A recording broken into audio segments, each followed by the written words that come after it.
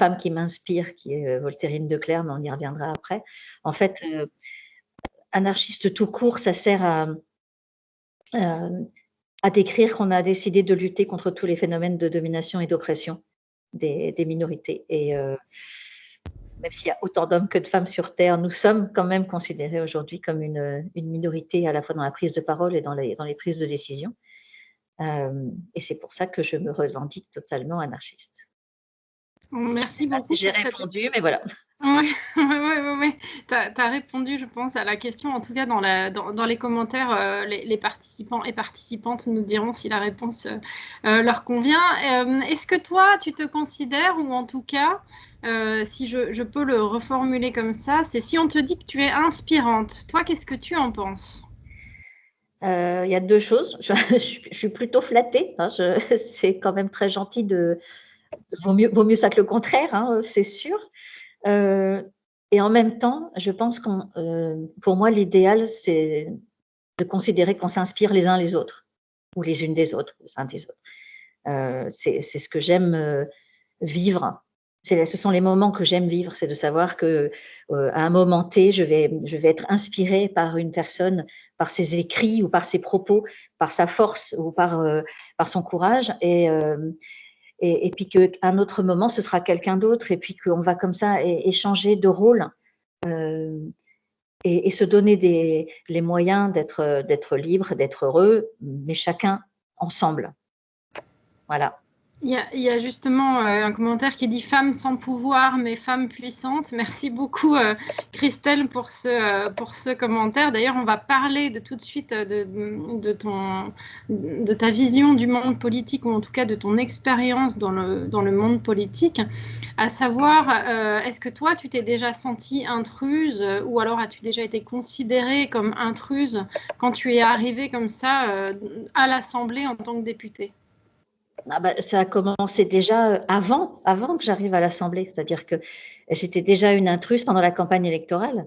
Moi, je n'avais pas vécu ce sentiment de sexisme et de discrimination, en fait, enfin, quasiment pas, évidemment. J'ai plein d'autres souvenirs, mais disons que j'en avais pas tant souffert que ça toute ma vie. Et puis, un beau jour, à 42 ans, je découvre tout ce côté toute la face obscure de ce sexisme, de la politique de manière générale. Pendant la campagne, j'ai eu des moments où je me suis sentie extrêmement mal. On m'a comparé à un coucou qui se niche dans le lit chaud des autres. Parce que j'étais candidate et que celui qui n'avait pas été choisi pour cette circonscription-là par son parti ne pouvait que baver de méchanceté et d'horreur, non pas parce qu'une écologiste était à sa place, mais parce qu'une femme était à sa place. En fait, c'était ça le problème. Donc, pendant la campagne, je l'ai vécu comme une intruse, comme j'ai été toujours considérée comme une challenger, comme une débutante en politique, une rien du tout. Voilà, une rien du tout. Et une fois à l'Assemblée, c'est la même chose, en fait. Même si, en 2012, quand j'arrive dans l'hémicycle, il y a un quart de femmes députées, hein, mais ça s'est passé parce que les partis n'avaient pas le choix, parce que s'ils ne présentaient pas autant d'hommes que de femmes, il y avait des amendes extrêmement lourdes. Bon, l'UMP, à l'époque, qui ne s'appelait pas encore les Républicains, avait choisi de payer plusieurs dizaines de millions d'euros et de ne pas respecter. Voilà, c'est un choix. Ils préféraient payer des sommes folles plutôt que de présenter autant d'hommes que de femmes pour les élections, par exemple. Voilà, c'est pas les seuls. Donc, quand j'arrive dans l'hémicycle, déjà, on n'est pas très nombreuses. Il y a des réflexions quand on prend la parole, très vite. Et c'est jamais drôle. Par exemple, je me souviens, ma collègue Véronique Massonneau, c'est la fameuse histoire de la poule. C'est-à-dire qu'elle était en train de parler et puis il y a quelqu'un qui a imité le bruit de la poule. Ça a fait quand même un gros scandale. Et il se trouvait, et on l'a su après, que le député en question bon, ça, on voyait tout de suite qu'il était à moitié bourré, mais il était 22h, il revenait du restaurant de l'Assemblée. Et ben, en fait, il était éleveur de poulets. voyez. Et donc ça lui allait bien, ça lui collait bien à la peau. Mais il n'empêche que je trouvais ça mais incroyable qu'en 2012-2013, on en arrive encore à ce que quelqu'un imite le bruit de la poule quand une députée s'exprime dans l'hémicycle. Enfin voilà, ça fait partie des quelques exemples moches, mais moches mais vrais. Et comment se faire respecter du coup quand tu es dans un hémicycle comme ça en tant que femme, quand face à des parlementaires indélicats, comment est-ce que tu peux faire ta place en tant que femme? Et moi, j'ai essayé de faire ma place en tant que députée, sans chercher à faire ma place en tant que femme. Ma place, moi, j'avais décidé que j'avais des thèmes que j'allais travailler, euh, des sujets qui m'intéressaient plus que d'autres, et ben, j'étais présente à l'Assemblée. C'est-à-dire que j'étais pas juste devant les caméras entre 15h et 16h le mardi et le mercredi. C'est aussi bête que ça, mais je bossais mes dossiers, j'étais présente, j'intervenais. Et petit à petit, je sais très bien que des collègues masculins et féminins ont compris que j'étais quelqu'un de sérieux et que je travaillais. Donc, qu'on pouvait discuter avec moi, que j'étais pas obtus. Mais tout ça, ça vient faut faire ses preuves, hein, c'est un petit peu comme partout. Et finalement, peut-être que je faisais un peu peur parce que des fois, je sais que je peux avoir un regard assez enfin, je ne l'ai pas maintenant, hein, mais je sais que j'ai un regard noir parfois qui met assez, qui calme direct les ardeurs agressives de certains. Et comme je répondais du tac au tac aussi, quand quelqu'un m'énervait trop ou quand quelqu'un était extrêmement mal poli à mon égard, je répondais direct, avec le sourire, mais direct. Il y a justement Voilà. Ah, pardon, excuse-moi. Non, Non, je... non, c'est rien. Il y a une question justement sur des cas de parlementaires qui bénéficient d'une immunité, y compris pour des soupçons de harcèlement sur leur conjointe. Oui, Qu'en penses-tu? c'est juste dégueulasse. Il y a Ça, c'est encore soft. Il y a des députés qui bénéficient d'immunité pour des agressions sur leurs collaboratrices ou sur d'autres femmes ou sur voilà. Ça s'appelle effectivement le privilège de classe, le privilège des élus. Et puis plus vous êtes élu longtemps et surtout si vous cumulez plusieurs mandats, du coup vous considérez encore plus en dehors des lois. Et à l'immunité vient s'ajouter l'impunité. Et du coup, vous considérez que comme vous êtes au-dessus des lois, vous pouvez tout faire. Et il y en a beaucoup. Beaucoup. Je pense que du coup la question elle est peut-être liée à l'affaire Denis Baupin dont tu as été une des parties prenantes. Donc l'affaire Denis Baupin, c'est l'histoire d'un homme, d'un élu politique qui, pour la Journée internationale de lutte pour le droit des femmes, un 8 mars, s'est affiché en soutien aux femmes avec du rouge à lèvres de manière publique sur une photo qui a été reprise par les médias, ce qui a fait réagir énormément dans le milieu politique. Et notamment, toi, tu as porté plainte contre Denis Baupin. Pour des faits, enfin, vous étiez plusieurs, mais pour des faits de harcèlement et d'agression sexuelle. Oui, en fait, voilà, ça fait 5 ans que l'affaire a pris de l'envergure maintenant. Mais il y a 6 ans, j'avais effectivement lâché le morceau à Edoui Plenel et Mathieu Manaudet, un journaliste de Mediapart avec qui je déjeunais, et pour leur dire à la fin d'un repas, il n'y avait aucun rapport avec le sujet, les sujets qu'on évoquait pendant le repas, mais à un moment, je leur ai dit, et quand est-ce que vous vous préoccupez quand est-ce que vous vous occupez de Denis Baupin? Donc là, j'ai vu le regard d'Edoui Plenel complètement interloqué, qui me demandait de quoi je parlais. Et je savais que moi, c'était un harceleur envers moi, mais je savais qu'il avait agressé d'autres femmes. Mais je ne pouvais rien dire parce que je n'avais pas les preuves, j'avais pas les noms, et ce n'est pas à moi de parler pour les autres, surtout pas. Mais par contre, je me disais, il faut que ça s'arrête, il faut préserver les plus jeunes. Je savais qu'il s'en prenait aux jeunes collaboratrices de notre groupe, qu'elles s'enfermaient dans leur bureau pour ne pas le subir, etc. C'est extrêmement lourd. Vous imaginez que cet homme était vice-président de l'Assemblée à l'époque. C'était pas juste un collègue député écologiste, c'était quelqu'un qui était reconnu depuis 20 ans dans le milieu politique, écologiste, antinucléaire. C'est quelqu'un qui avait été collaborateur ministériel de Dominique Voynet, etc. Donc, ce n'était pas n'importe quelle figure politique. Et on avait toutes aussi l'image c'est très important de le dire, l'image de Tristan Banon, qui toute seule face à des SK avait reçu des tombereaux d'insultes, son témoignage avait été ridiculisé, etc. Et donc on se disait, mais il ne faut surtout pas qu'on soit seul à s'exprimer dans les médias ou seul à porter plainte. C'est juste pas possible. On sera laminé par la toute-puissance des personnes qu'on a en face de nous. Et finalement, un an après mon interpellation de Mediapart, ce 8 mars, comme tu dis, Gaëlle, il y avait Denis Baupin qui met du rouge à lèvres en soutien à la Journée internationale des droits des femmes. Et on l'a vécu toute comme une insulte, comme une deuxième agression, que cet homme ose s'afficher comme féministe, comme défenseur des femmes, etc. C'était juste pas possible, quoi. Et ça a fait réagir, et ça a fait réagir des victimes. Et du coup, on s'est retrouvés, en tout, nous étions 14 femmes à témoigner à la brigade de répression à Paris, à la BRDP. Et nous étions...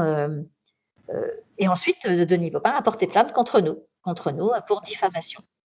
Et le procès a eu lieu. Et pour la première fois dans l'histoire, dans un procès de presse, parce qu'il s'agit d'abord d'une attaque, il a porté plainte pour diffamation contre Mediapart et contre France Inter, et contre nous, 6 femmes qui avions témoigné à visage découvert, donc par ricochet. Et c'est la première fois dans l'histoire que ça se solde par une condamnation financière, que Denis Baupin nous devait quelque chose. C'était symbolique, hein. La somme était symbolique, mais en fait, parfois les symboles sont très très importants pour donner du courage aux autres. Est-ce que toi, tu as senti un sentiment de soulagement justement quand la plainte de Denis Baupin pour diffamation a été classée sans suite? Elle n'a pas été classée sans suite, sa plainte pour diffamation, parce que ce que je veux dire, c'est qu'elle a été jugée, ça a été jusqu'au bout, c'est-à-dire qu'il a été jugé, sa plainte a été considérée, on ne l'a pas balayé d'un revers de la main, et il a été condamné pour plainte abusive, il n'avait pas à porter plainte contre les journalistes et contre nous. Et c'était terrible parce qu'en plus, moi, j'ai été soulagée, mais j'ai été... en fait, il y a eu un moment pendant le procès où j'ai été plus que soulagée. C'était un moment de bonheur à en pleurer, et où je me suis vraiment... les digues ont rompu. C'était en fait le moment où les hommes de mon ancien parti politique sont venus dire à la barre, et plusieurs l'ont fait, plusieurs hommes sont venus, des hommes avec des grandes responsabilités au sein du parti. Ils sont venus s'excuser en fait, dire qu'ils étaient au courant depuis des années. Parce qu'il ne faut pas oublier, Denis Baupin, ça faisait 25 ans que ça durait. 25 ans où on se tait parce que c'est une figure importante, protégée par des personnes puissantes, etc. Et ça fait 25 ans que ça dure. Donc, il y a beaucoup de gens au courant et beaucoup de gens qui se taisent dans cette histoire. Et que des hommes viennent témoigner à la barre en disant on vous demande pardon de ne pas avoir compris, on vous demande pardon de s'être tu, et de ne pas vous avoir défendu. Ce sont des moments... Moi, j'ai fondu en sanglots parce que, en fait, je m'attendais pas à ça. Et en plus, mais ça voulait vraiment dire que ce que j'avais besoin d'entendre, en tant que femme cette fois-ci et en tant que victime, j'avais besoin d'entendre la parole des hommes et pas uniquement la parole d'autres victimes femmes. C'était ça que ça voulait dire.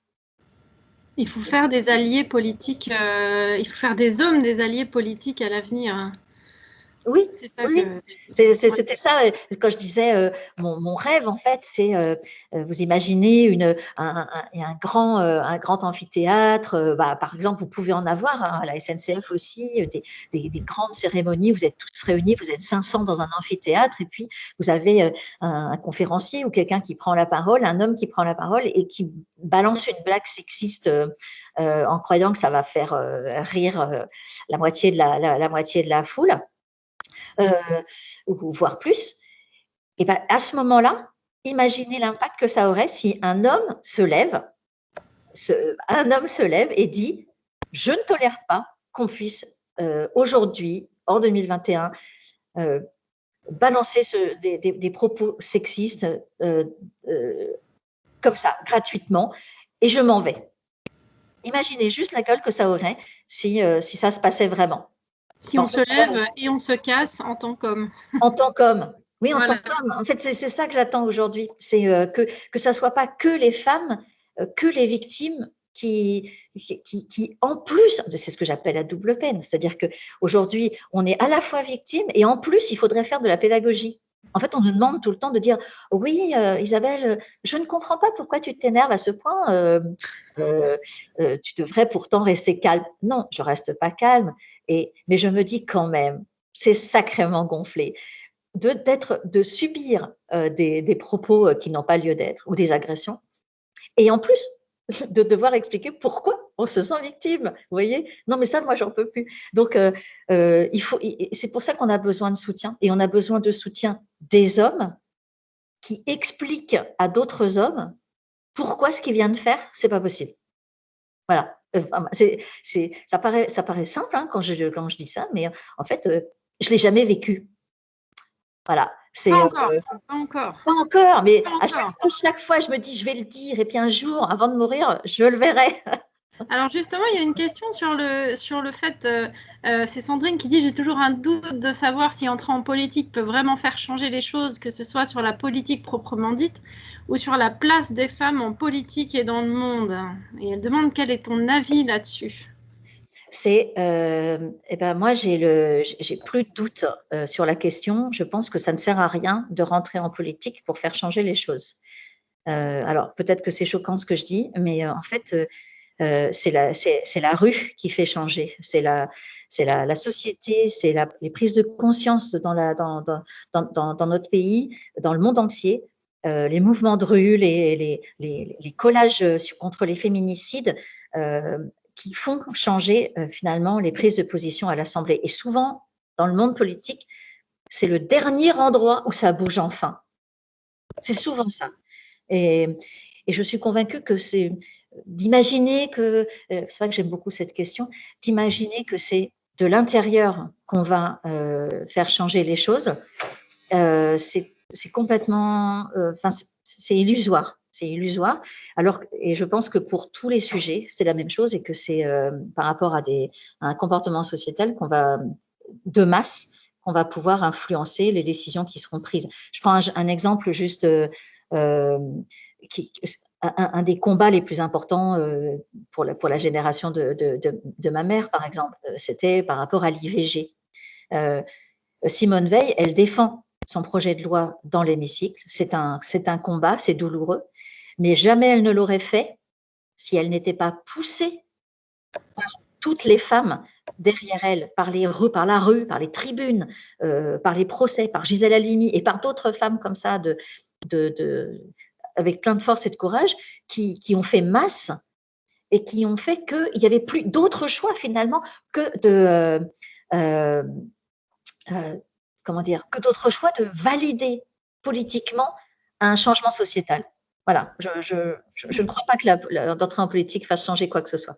Ça peut même écœurer beaucoup de choses, beaucoup de gens. Il y a justement une question sur est-ce que tu penses que toi, en tout cas, l'affaire de Denis Baupin, est-ce que tu penses que ça a changé en tout cas les attitudes ou ça a changé les habitudes maintenant avec quelques années de recul? Est-ce que ça a changé les mentalités et est-ce que ça a permis justement cette multiplication d'actions? Tu parlais des collages, mais d'actions où la génération suivante se saisit vraiment de cette question.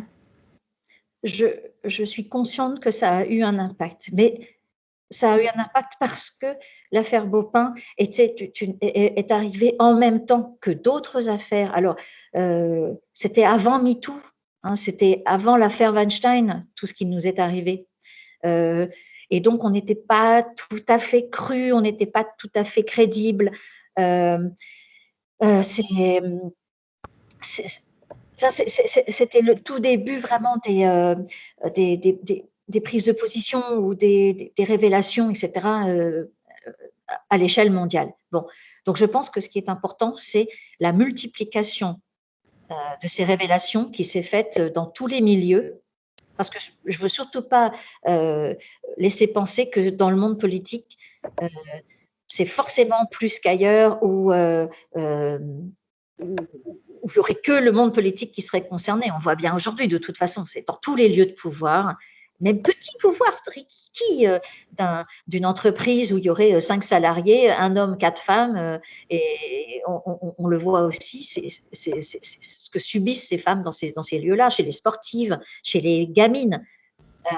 Il y a aussi des garçons qui subissent les dégâts des pédocriminels. Et on pourra reparler de l'affaire Jean-Michel Bélé aussi dans la foulée, parce que c'était quand même incroyable d'imaginer qu'un président de la République comme François Hollande puisse nommer ministre quelqu'un qui était coupable d'agression sur sa collaboratrice, au point de la laisser repartir toute nue dans la rue. C'est quand même aujourd'hui, on sait que c'était pas que ça, qu'il s'est aussi attaqué à une petite fille de 12 ans à l'époque. Une petite fille de 12 ans que je connais aujourd'hui, qui a plus de 50 ans et qui a eu le courage de témoigner elle aussi. Je pense que il faut se donner du courage ensemble. Il faut être aidé, il faut être soutenu, et c'est pour ça que je voulais vraiment dire un grand merci de manière publique à la Fondation des femmes, qui fait un travail extraordinaire, elles m'ont aidée. Les avocates de la Fondation des femmes ont été toujours présentes pour moi, et elles sont aujourd'hui aux côtés de la victime de Jean-Michel Bélé, qui a toujours un pouvoir énorme, qui dans sa région du Tarn-et-Garonne est patron de presse, il suffit de voir les titres de la Dépêche du Midi, alors que tous les journaux parlent de viols sur mineurs. La Dépêche du Midi parle d'autres sujets. Enfin bref, c'est terrible l'omerta qui peut régner dans cette région. Il va falloir un jour que les femmes en position de pouvoir arrivent à se démarquer aussi de ce genre de comportement. C'est-à-dire que, comme Anne Hidalgo, qui a longtemps soutenu son collègue Girard, en soutien de Matzneff, moi je pense que c'est une grave erreur de jugement. La société change. La société change complètement. Il y a eu cet impact de MeToo et des différents procès et des différents scandales. On commence à prendre conscience de tout ça. Je veux dire, défendre des pédophiles et des pédocriminels aujourd'hui, c'est pas possible. Juste pas possible. Ça fait réagir énormément ce que tu dis, notamment sur la une de Libé le 8 mars, qui laissait la place à la lettre d'un violeur qui s'adressait à sa victime. Et voilà, je pense qu'on est assez d'accord pour tous ensemble considérer que c'est une honte de lisser une tribune à une telle personne en ce jour si symbolique. Il y avait une question sur au-delà des clivages politiques. Est-ce que les femmes sont solidaires entre elles malgré leur couleur et leur étiquette? Je l'ai vécu à l'extérieur de la politique, mais pas à l'intérieur. Voilà, je suis désolée, mais je me suis sentie extrêmement seule de très nombreuses fois. Et d'ailleurs, je vais juste vous raconter une histoire, hein. C'est le jour où j'ai interpellé Jean-Michel Bellé sur l'agression de sa collaboratrice. C'était pas vraiment lui que j'interpellais, c'était le président de la République en lui disant mais comment c'est possible de déclarer la guerre aux violences faites aux femmes et dans le même temps de nommer ministre un agresseur. Non, pour moi, il y avait une déconnexion totale. Donc, le jour où j'ai interpellé Jean-Michel Bellé dans l'hémicycle, donc c'était en 2016, j'ai une collègue qui était avec moi sur le même banc à cet instant précis. Je la préviens que je vais intervenir, mais que ça n'a rien à voir avec la loi Montagne qui est débattue à cet instant précis. Je commence à parler et cette collègue, dont je tairai le nom par égard pour elle, s'est déplacée très très loin de moi sur le banc, de façon à ne pas être vue à la caméra au moment où j'allais interpeller le ministre. Vous savez, ça fait un choc, ça fait mal en fait. C'est-à-dire que vous êtes en train de dénoncer une agression incommensurable faite sur une collaboratrice. Donc, je ne savais pas encore qu'en plus c'était un pédocriminel, mais à la rigueur, heureusement que je le savais pas parce que je sais pas dans quel état j'aurais été. Mais et que vous voyez cette alors on parle pas de sororité, hein. Oui, c'est ça, c'était la question, la sororité en politique. Non, il n'y a pas de sororité là. Il y a courage fuyons là. C'est prendre la tangente pour surtout ne pas assumer le fait de démasquer un violeur ou un agresseur. Enfin, c'est monstrueux. Et après, je me souviens de quand je suis sortie de l'hémicycle à ce moment-là et que toutes les femmes que j'ai croisées faisaient profil bas et faisaient comme si rien ne s'était passé, ne répondaient pas aux questions des journalistes. Enfin, c'était terrible. Et je me souviens aussi du comportement de certains hommes éminents, présidents de groupe à l'Assemblée ou bien anciens ministres. Il y en a 2 qui sont venus me voir discrètement. Le problème, c'est que c'est discret. Et moi, j'attends une prise de position publique. J'attends pas que de la discrétion avec un petit mot où on me dirait juste c'est bien ce que tu as dit, Isabelle. Oui, d'accord, mais si on était nombreux à le dénoncer, ça s'arrêterait, tout simplement. Et donc, je me souviens que ces 2 hommes, dont un avait été ancien ministre, sont venus me dire oh oui, c'est bien ce que tu as dit, c'est courageux, on sait ce qui se passe dans le Tarn-et-Garonne. Tout le monde est au courant, etc. Je dis, mais si tout le monde est au courant, alors comment c'est possible que ça fasse 20, 30, 40 ans que ça dure? Comment c'est possible? Ça veut dire que vous en avez absolument rien à faire de savoir que d'autres générations de jeunes femmes vont passer à la casserole. C'est ça que ça veut dire. Il y a une question là-dessus qui se dit comment se démarquer de ces comportements de politique de pouvoir justement et quelles actions est-ce qu'on peut proposer concrètement? Est-ce que toi, tu proposerais concrètement pour enrayer ce mécanisme? Alors, il y a déjà, moi je suis contre la prise de pouvoir, donc c'est pour ça que je suis anarchiste aujourd'hui, c'est parce que je considère que nous sommes des êtres humains adultes.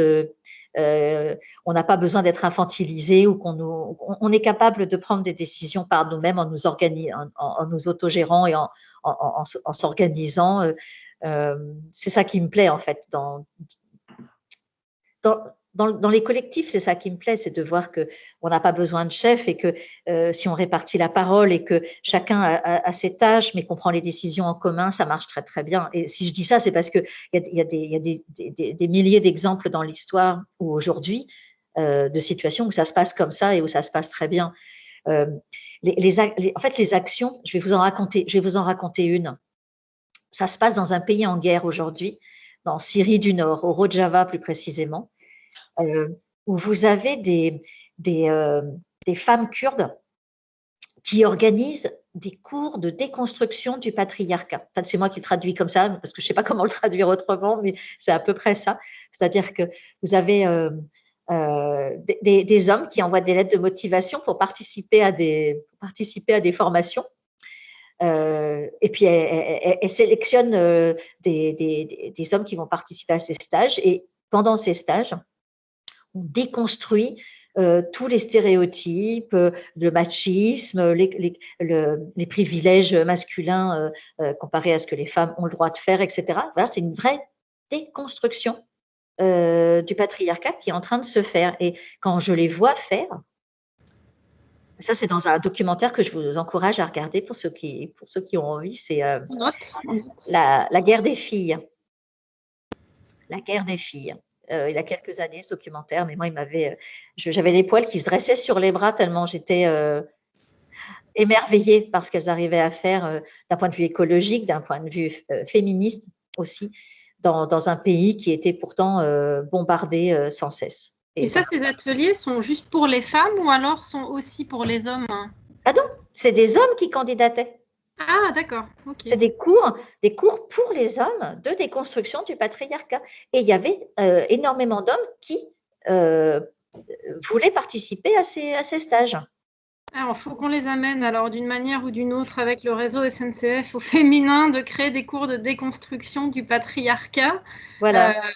Et ça, moi, je trouve que c'est une excellente idée, voire un excellent outil. Merci, Émilien, pour le lien vers le documentaire qui a été mis dans le chat. Oui, merci, Émilien. Et en gros, qu'est-ce que tu retires, toi, de positif de ton passage en politique? Est-ce que ça te sert dans ta vie actuelle? Alors oui, enfin ça, c'est pas forcément ce qu'on attendrait de positif que je vais essayer de vous expliquer. En fait, j'ai toujours souffert du syndrome de l'imposteur dans toute ma vie. Je me souviens, alors là je vais faire un coming out total, mais je me souviens quand je rédigeais ma thèse, je faisais des cauchemars. Je rêvais que mon directeur de thèse, qui est quelqu'un d'adorable, Jean-Denis Vigne, si tu m'entends, je t'adore, mais c'est un homme génial. Et dans mes cauchemars, il ouvrait la porte de mon bureau et il disait « Isabelle, j'ai enfin compris, tu es nulle ». Et voilà, alors ça c'est pour vous illustrer une partie de ma vie.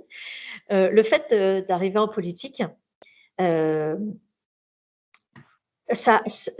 au départ, je me suis sentie vraiment comme une petite crotte, comme je dis avec mon compagnon. J'arrivais dans un endroit où je pensais trouver la crème de la politique, l'intelligence suprême, les QI les plus développés, les ténors du barreau, enfin bref, les ténors du perchoir, on pourrait dire. Et au bout de quelques semaines, vous vous rendez compte que c'est pas tout à fait ça, que je voyais des gens qui savaient à peine lire les notes que leur préparaient leurs collaborateurs ou collaboratrices, qui répétaient les éléments de langage qu'on leur avait demandé de dire sans apporter du tout d'esprit critique ou d'expérience vécue ou de quoi que ce soit d'ailleurs, de critique. Ça a été très rude et en même temps très formateur parce que je me suis dit, finalement, je ne suis pas nulle. Je suis complètement à ma place. Alors, à l'époque, je considérais que j'étais à ma place. Aujourd'hui, je me dis que je n'ai pas servi à grand-chose, mais bon, si j'ai pu servir à quelques bricoles, tant mieux. C'est dur. Oui, c'est très dur de le dire, mais il faut le reconnaître. C'est-à-dire qu'en fait, pendant 5 ans, j'ai beaucoup lutté et pour pas beaucoup d'impact. Et je pense que peut-être à l'extérieur de l'hémicycle, avec la même force et la même énergie et le même temps disponible, je me serais peut-être sentie plus utile à décortiquer le fonctionnement de l'institution politique. Alors, je m'y suis beaucoup intéressée. J'ai eu la sensation d'être plus une ethnologue observant ces 577, voire plus, personnes se débattant dans un aquarium, jouant une pièce de théâtre qui était déjà écrite à l'avance et qui ne laissait pas place à la spontanéité ou aux échanges. En fait, on croit qu'il y a un échange, mais une fois que vous êtes dedans, vous apercevez que tout est écrit déjà. Et quand vous avez la chance, par le plus grand des hasards ou par erreur, parce que c'est souvent sur un malentendu, de remporter. Du coup, le système qui va être beaucoup plus fort que vous et va annuler le vote et va faire en sorte que la bonne décision soit. C'est-à-dire qu'il y a un jour où j'ai failli réussir à supprimer Adopi. ton engagement dans les sujets digitaux. Est-ce que c'est moi ou alors est-ce que ça frise aussi pour vous, Isabelle? Ça décroche, ça décroche. Ah, ça décroche aussi pour vous. La connexion paraît hachée et là, on a carrément perdu On a perdu ton réseau, Isabelle.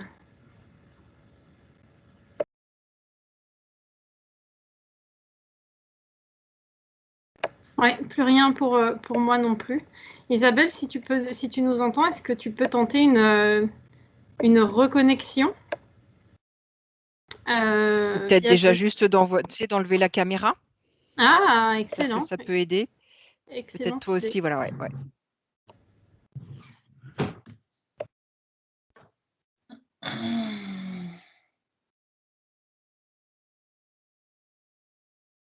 Je pense qu'on a complètement perdu Isabelle. Flûte, on avait des super questions qui continuaient d'arriver et que j'aurais bien voulu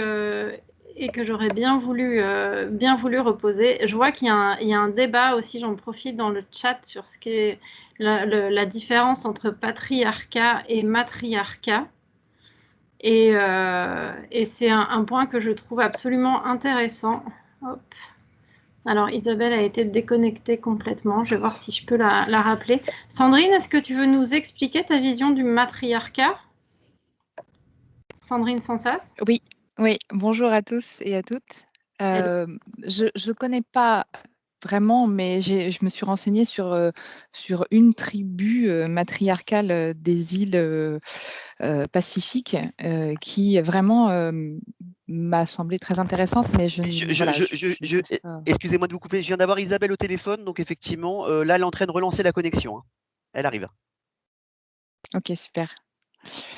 Du coup, voilà, ce que j'ai lu en tout cas, c'est que les femmes étaient très respectées parce qu'elles portaient la vie par les hommes, donc elles étaient très respectées et il n'y avait pas de domination de la part des femmes sur les hommes, c'est-à-dire que même si toutes les transmissions de terres, de biens se faisaient de femme en femme, les hommes n'étaient pas jetés à la rue ou dominés de quelconque façon. Et j'avais trouvé ça très intéressant.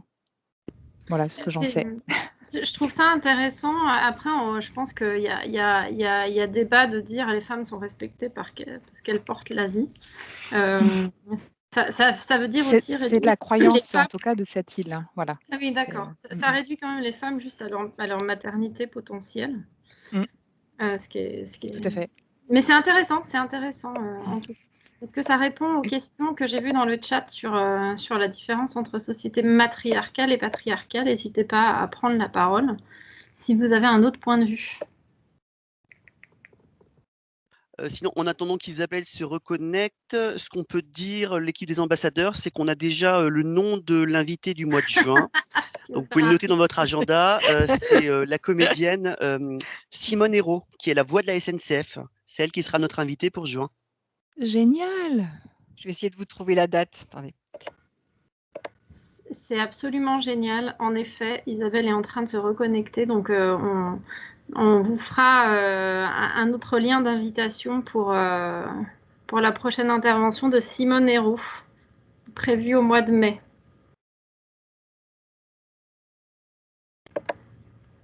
Simone, notre mascotte.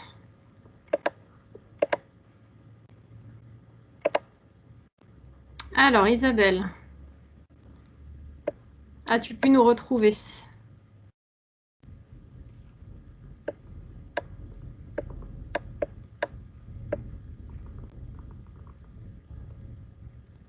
Ou pas? Est-ce que quelqu'un m'entend? Oui, on t'entend. Oui, tu n'es pas seule, tu n'es pas seule. Je ne suis pas seule, merci beaucoup. Vous avez retrouvé la date pour Simone? Non, je suis en train de chercher et bien sûr, je ne retrouve pas. Ah, c'est d'accord. normal, c'est du grand classique. Alors, Simone Hérault, voix de la SNCF depuis 1981.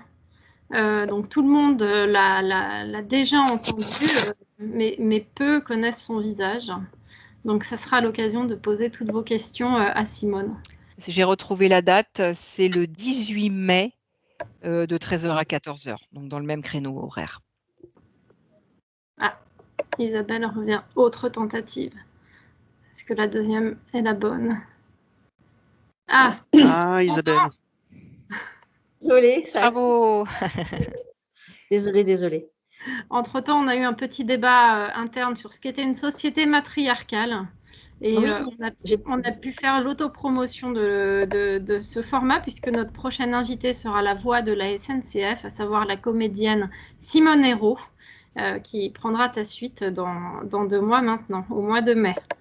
On avait des questions sur ta vie, parce qu'on voit que tu fais quand même énormément de choses, tu as eu énormément de responsabilités dans ta carrière, et on se demandait on se posait les questions de l'équilibre pro-perso. Tout le monde travaille, on a tous des métiers extrêmement prenants, et on essaye d'avoir une vie à côté. Et quand on est responsable d'un grand musée ou une personnalité politique, y a-t-il autre chose dans sa vie ? Y a-t-il de la place pour autre chose? Pendant longtemps dans ma vie, j'ai eu à souffrir d'une charge mentale exorbitante pour tout gérer, etc. Donc, je vois très bien ce que ça peut donner. J'avais 3 enfants, des études, des trains à prendre, de la nourriture à préparer pour tout le monde. Enfin bref. C'est bien de prendre des trains, c'est très bien. Ouais, non, mais je prenais la ligne Orléans, enfin les Aubrais, Paris tous les jours. Et je crois qu'à l'époque, il y avait déjà, je ne sais plus, 30 ou 40 000 personnes qui devaient faire le trajet. Ça se trouve, il y a encore plus de gens aujourd'hui. Mais bref, c'était une vie c'est un rythme particulier. C'était une vie un peu difficile à cette époque-là. Mais une fois élue, je sais que j'ai certainement, je me suis engagée en politique parce que mes enfants étaient grands aussi. Il faut quand même que je le dise. Je ne suis pas sûre que je me serais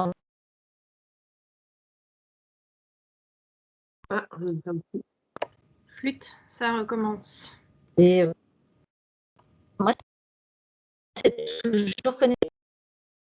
En fait, ça hache, hein, on entend juste des parties de mots. Désactiver la caméra peut-être, comme m'avait proposé. Hop. Est-ce que c'est mieux là? C'est formidable. Oui. Bon, oui. bah voilà. Bonjour Anne-Marie Julien. Anne-Marie, on te voit. Bonjour Anne-Marie. Elle est déconcentrée. Ouais. Sur l'équilibre pro-perso. Oui. Ouais, sur l'équilibre pro-perso, j'ai attendu que mes enfants soient suffisamment, puissent se débrouiller un petit peu tout seuls. Et alors, je vais mettre les micros. Je cherche les micros, les micros fautifs.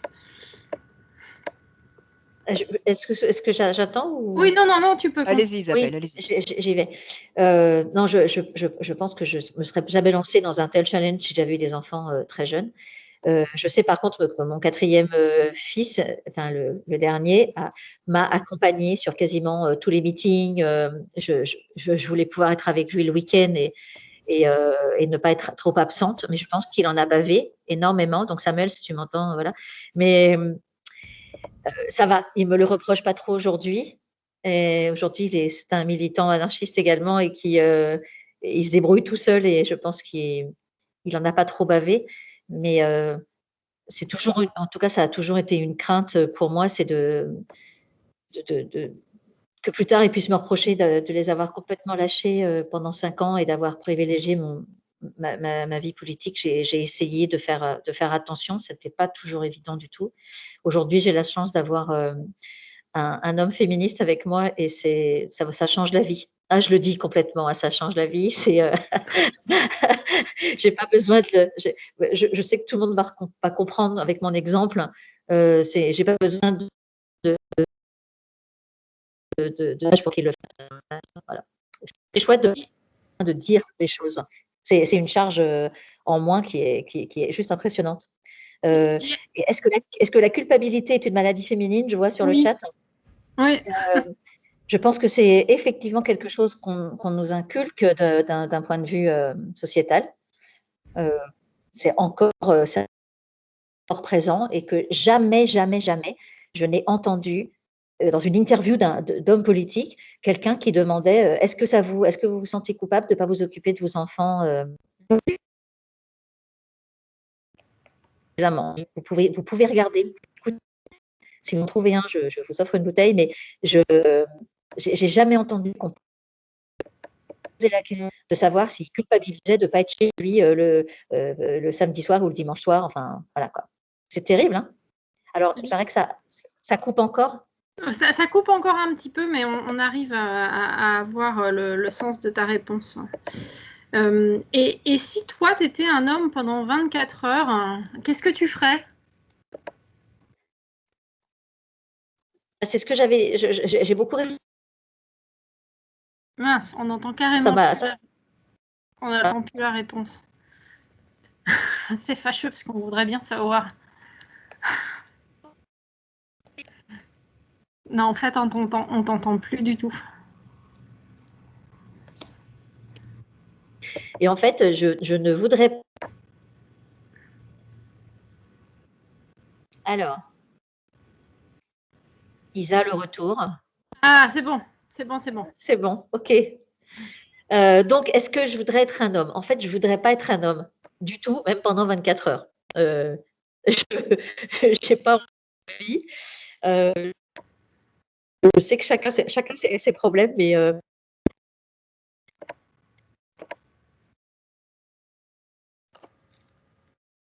Ça hache encore.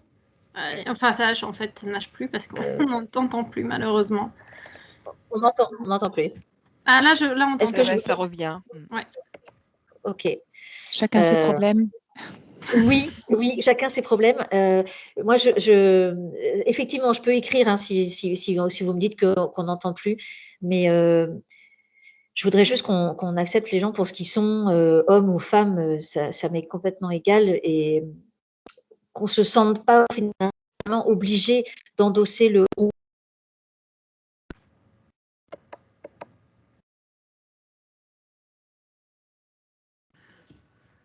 Alors, du coup, Isabelle, on ne t'entend plus.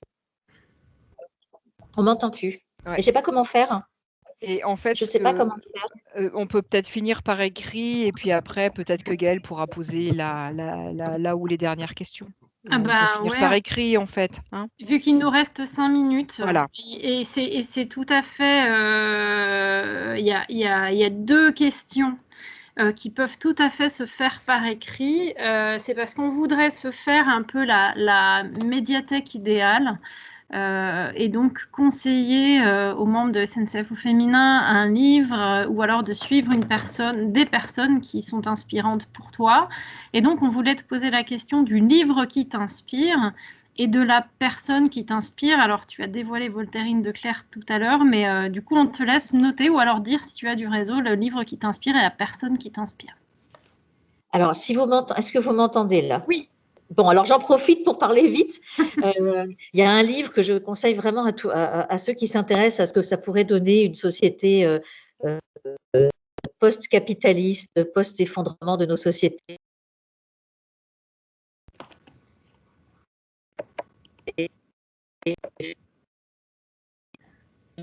Isabelle, fais-le par écrit, s'il te plaît. À la fois.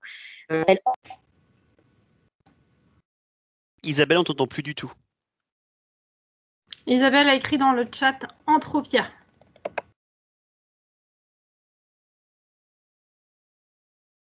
Anthropia de Samuel Alexander pour le livre inspirant. Et pour la personne inspirante, Isabelle avait cité tout à l'heure Voltairine de Clercq, qui est une anarchiste américaine, dont elle a parlé très brièvement en début d'entretien. Je vous entends à nouveau, mais je ne sais pas si vous m'entendez. Ah, on vient de t'entendre, là, c'est bon. Ok.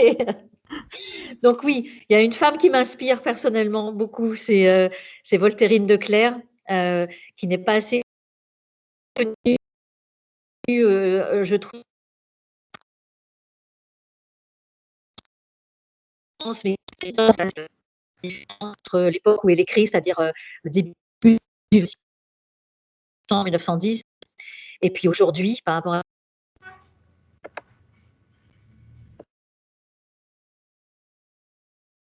on vit aujourd'hui. Un livre d'ethnologie, Ah, flûte, ça recoupe encore. Merci beaucoup, Guylaine, pour le lien vers le livre Anthropia, qu'on pourra trouver sinon en tel via Emilien pour conclure. Oui, je ne sais pas si Isabelle aura le temps de se reconnecter via le téléphone, parce que dans 2 minutes, elle est prise par une réunion. Et nous devrons aussi lui rendre sa liberté et nous aussi pouvoir nous connecter sur d'autres, sur nos suites de journée. Est-ce que tu peux juste nous dire un mot de conclusion, Isabelle, si toutefois on t'entend? En train de m'appeler sur le téléphone. Ah, super. Alors, je vais vous passer Isabelle via le téléphone. Parfait. Isabelle? Alors, je mets le haut-parleur. Tu m'entends? Est-ce que vous m'entendez? Oui. Oui. Là, j'entends. J'entends. Alors, ça va faire un peu. Est-ce que c'est net au moins? Oui, c'est net. Bon, en fait, je vous encourage à lire plein de choses et je pense qu'on ne lit jamais suffisamment. Et pas que mon livre, parce qu'à la fin du livre, il y a énormément de pistes pour à la fois des livres, des documentaires. Et si le thème de l'anarchie vous intéresse, je vous encourage à voir le documentaire de Tancrède Ramonet qui s'appelle Ni Dieu ni Maître et qui est disponible, je pense, en téléchargement et qui est pour moi une vraie source d'inspiration. Allô, allô? Oui, on t'entend, Isabelle. Moi, j'entends plus, c'est pour ça, j'entendais plus, je voyais plus rien. Mais parce je suis dans le noir, mais je suis avec Emilien comme guide. On était à ton écoute. En tout cas, c'était vraiment passionnant et il y a plein de messages, de remerciements pour toi. Eh ben, tant mieux. Moi, j'ai pu parler de sujets que j'avais pas vraiment trop parlé auparavant. Et ben, je vous remercie aussi. Et je suis désolée pour les couacs, mais c'est peut-être ça, le Centre-Bretagne. Et ben, en tout cas, merci beaucoup Isabelle pour l'acceptation de l'événement, pour l'animation que tu as pu faire aujourd'hui autour des thématiques qu'on n'avait pas préparées, qu'on n'avait pas vues ensemble et qui sont néanmoins tout à fait intéressantes. Et merci à toutes et à tous d'avoir participé et on vous donne rendez-vous le 18 mai pour le prochain Femmes inspirantes avec Simone Hérault, la voix de la SNCF. Merci à tous. Merci beaucoup à tout le monde et puis bon après-midi. Bonne réunion, Isabelle. Bonne réunion. Merci, au revoir. Merci beaucoup. C'était top. Merci à vous. Beaucoup. C'était chouette. Au revoir.